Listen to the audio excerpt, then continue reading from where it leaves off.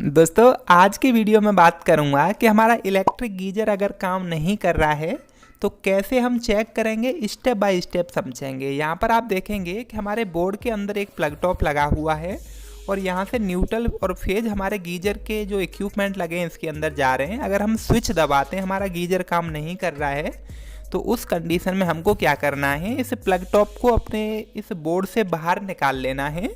और अब हम सबसे पहले अपना जो बोर्ड है इस बोर्ड की पावर सप्लाई चेक करेंगे। तो उसको चेक करने के लिए यहाँ पर जो हमारा बल्ब लगे हुए हैं, इंडिकेटर लगे हैं, इनको हटा देता हूँ और यहाँ पर मैं एक मल्टीमीटर लगा देता हूँ। आप देखेंगे कि हमने मल्टीमीटर लगा दिया है और मल्टीमीटर की जो नॉब है वो हमारा एसी वोल्टेज की तरफ है। इधर देखेंगे तो आप डीसी वोल्टेज लिखा हुआ है, दूसरी साइड में एसी वोल्ट है। तो एसी वोल्ट पे हमने 750 पे इसको सेट कर दिया है। अब इसमें दोनों प्रोब को लगा करके जो हमारा ये सॉकेट है, इस सॉकेट के दोनों पॉइंट में हम अपना जो प्रोब है इनको लगा देंगे। आप देखेंगे कि मल्टीमीटर की डिस्प्ले पर हमको 200 वोल्ट या 200 के समथिंग दिखाएगा, क्योंकि हमारे जो घरों में वोल्टेज आता है वो 215 220 इतना वोल्टेज आता है। तो आप देखेंगे कि यहाँ 218 वोल्टेज शो कर रहा है। मतलब ये है कि हमारा बोर्ड तो सही है लेकिन हमारे गीजर में कोई फॉल्ट है, इस वजह से हमारा गीजर नहीं चल रहा है। तो अब क्या करेंगे, हम अपना बोर्ड के अंदर से ये प्रोब हटा देंगे और जो मल्टीमीटर है इसको हम कंटिन्यूटी पर सेट कर देंगे। मल्टीमीटर को हमने कंटिन्यूटी पर सेट कर दिया। यहाँ से मैंने बोर्ड भी हटा दिया जगह कम होने की वजह से। अब मल्टीमीटर के दोनों प्रोब को यहाँ से उठा करके जो मैंने प्लग टॉप है 3 पिन प्लग टॉप, इसके दोनों पॉइंट पर लगा दूंगा। ऊपर वाला पॉइंट तो अर्थ का होता है, यहाँ हमें चेक करने की ज़रूरत नहीं है। नीचे वाले पॉइंट पर हमारे न्यूट्रल फेज लगे होते हैं। अगर हमारा गीजर सही होता तो ये हमारा बीप का साउंड करता और कुछ रेजिस्टेंस यहाँ पर शो करता, लेकिन ये रेजिस्टेंस भी नहीं दिखा रहा है, बीप का साउंड भी नहीं कर रहा है।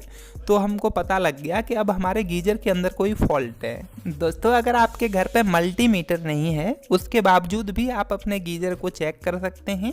आपके पास फेज टेस्टर तो होगा। तो आपको क्या करना है, इस बोर्ड में आपको ये देखना है कि किस वाले पॉइंट में सप्लाई आ रही है। किसी भी एक होल में हम फेज टेस्टर लगा करके देखेंगे कि हमारा फेज टेस्टर ग्लो कर रहा है या नहीं। यहाँ पर हम अपना पीछे हाथ लगाते हैं या अंगूठा रख लेते हैं जिससे कि फेज टेस्टर ग्लो होगा। ये कैसे काम करता है किसी नेक्स्ट वीडियो में बताऊंगा। आप देखेंगे कि अभी हमारा फेज टेस्टर ग्लो नहीं कर रहा है तो इस टेस्टर को हम दूसरे वाले पॉइंट पर लगाएंगे। आप देखेंगे कि अब फेज टेस्टर में हमारी लाइट जल रही है। जिस पॉइंट में दोस्तों हमारा फेज आ रहा है, अब यहीं से एक सप्लाई को आउट करेंगे और जो हमारा 3 पिन प्लग टॉप है इसके किसी भी एक पॉइंट पर लगा देंगे और दूसरे वाले पॉइंट पर हम टेस्टर को टच करके देखेंगे। टेस्टर के पीछे अपना अंगूठा लगाएंगे। अगर लाइट ग्लो कर रही है तो हमारा गीजर ठीक है, अगर लाइट ग्लो नहीं कर रही है तब हमारे गीजर में कोई फॉल्ट है।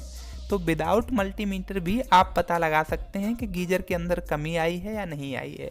दोस्तों अब हमें अपने गीजर का जो कवर है इस कवर को खोलना पड़ेगा और सबसे पहले आप देखेंगे कि यहाँ पर हमारा एक ऑटो कट लगा होता है।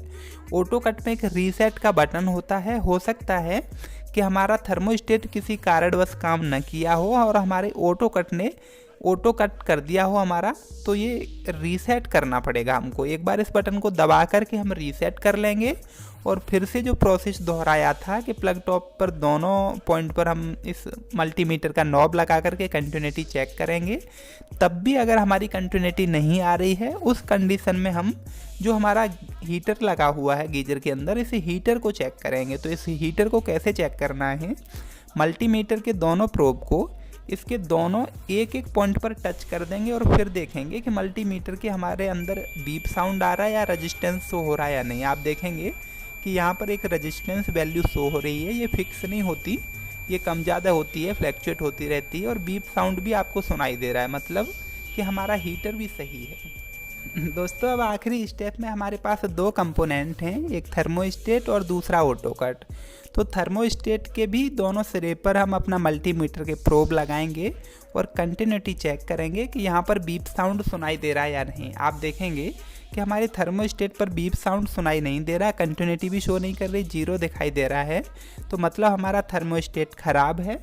इस थर्मोस्टेट को चेंज करेंगे और अपना जो ऑटो कट है इसको भी कंटिन्यूटी चेक कर लेंगे एक बार। अगर कंटिन्यूटी ठीक है हम अपने गीजर को बंद करने से पहले एक बार फिर से जो 3 पिन प्लग टॉप है इस पर कंटिन्यूटी चेक करेंगे। अगर कंटिन्यूटी आ रही है उसके बाद हम अपने गीजर को पैक करेंगे और फिर अपना प्लग टॉप बोर्ड में लगाएंगे तो हमारा गीजर प्रॉपर तरीके से काम करेगा। उम्मीद करता हूँ ये छोटा सा वीडियो आपको बहुत अच्छे से समझ में आ गया होगा।